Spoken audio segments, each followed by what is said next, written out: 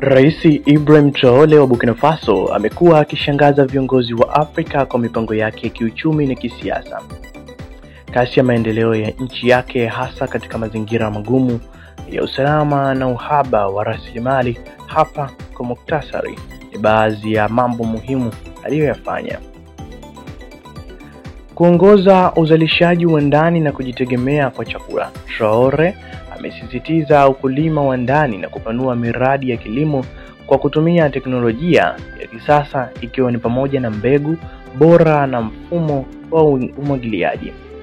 Nchi imepunguza utegemezi kwa mazao ya biashara kama vile pamu na kuongeza uzalishaji wa vyakula kama mpunga na mahindi. Uboreshaji wa miundombinu ya kiuchumi, ujenzi wa barabara mpya na usafiri wa reli kwa kushirikiana na nchi jirani kama Mali, Niger kupitia Alliance of Sahel State AES. Kupanua umeme wa vyanzo vya mbadala solar system. Umeme wa maji kwa maeneo ya vijijini. Traore amefuta mikataba ya kampuni za kigeni zinazodaiwa kutumia rasilimali za Burkina Faso bila faida kwa wananchi. Kuanzisha mifumo ya digital, kufuatilia matumizi ya fedha za umma na kupunguza upotevu. Kuimarisha ushirikiano wa kikanda, kujiunga na AES kwa pamoja na Mali na Niger, kuunda soko la pamoja, kuongeza biashara ya ndani na kupunguza utegemezi wa nchi za magharibi. Kukataa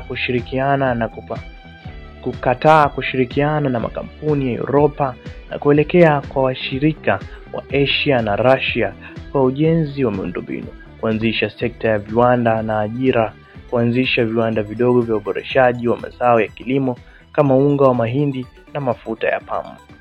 Mafunzo ya ujuzi wa vijana kwa ushirikiani na nchi kama China na Russia.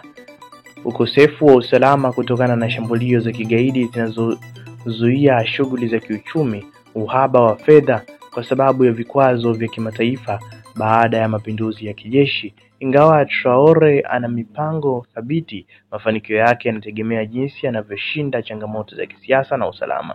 Kama ataendelea kwa kasi hii, Burkina Faso inaweza kuwa mfano wa maendeleo ya kiuchumi barani Afrika. Je, unahitaji maelezo zaidi kuhusu miradi mahususi? Bonyeza comment hapo chini, andika maoni yako kuhusu maelezo zaidi unayohitaji. Mimi nitakuja kukupatia maelezo hayo.